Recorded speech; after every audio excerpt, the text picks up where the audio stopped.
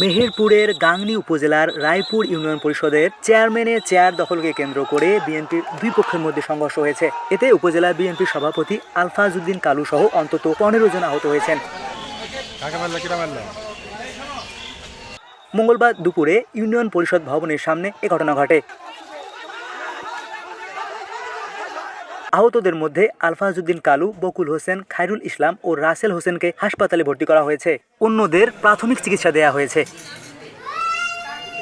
স্থানীয় সূত্রে জানা যায়, আওয়ামী লীগ নেতা গোলাম সাকলাইন সেফু ইউপি কার্যালয়ে প্রবেশ করতে না পারায় প্যানেল চেয়ারম্যান হিসেবে দায়িত্ব পালন করছিলেন বিএনপি নেতা সার্গিতুল ইসলাম। এ নিয়ে বিএনপির দুই পক্ষের মধ্যে উত্তেজনা সৃষ্টি হলে এক পর্যায়ে লাঠিসোঁটা ও ধারালো অস্ত্র নিয়ে সংঘর্ষ বাধে।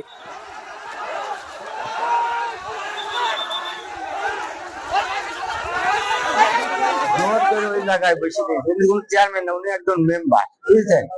এখন আমাদের থানা সভাপতি উনি বলছে যে তুমি কাগজপাতি দেখাও, ওনার কোন সব কিছুই অবৈধ। সেই কারণে আমরা ওই জায়গায় গেছি যে জিনিসটা কাগজ দেখাও আমাদের। তারা কাগজ দেখাইছে না, তারা সন্ত্রাসী গ্রুপ নিয়ে ওই জায়গায় আমাদের হামলা করছে। আমি থানা সভাপতিকে সেফ দিয়েছিলাম, ওনার কাছে এখন হামলা করে, তাকে আমি আটকে দিই। আটকে দেওয়ার পরে সাইডে এসে আরেকজন আমাকে হামলা করে। দুই পক্ষে যাতে এলাকায় আইন শৃঙ্খলার অবনতি না হয়, আমরা সেই চেষ্টা করছি আপোষের মাধ্যমে বা স্থানীয়ভাবে দুই পক্ষের মাতব্বররা বসে একটা স্থায়ী সমাধান করুক, সেই চেষ্টায় আছে। এদিকে বর্তমানে ওই এলাকার অবস্থা স্বাভাবিক রয়েছে বলে জানিয়েছেন গাংনী থানার ওসি উত্তম কুমার দাস।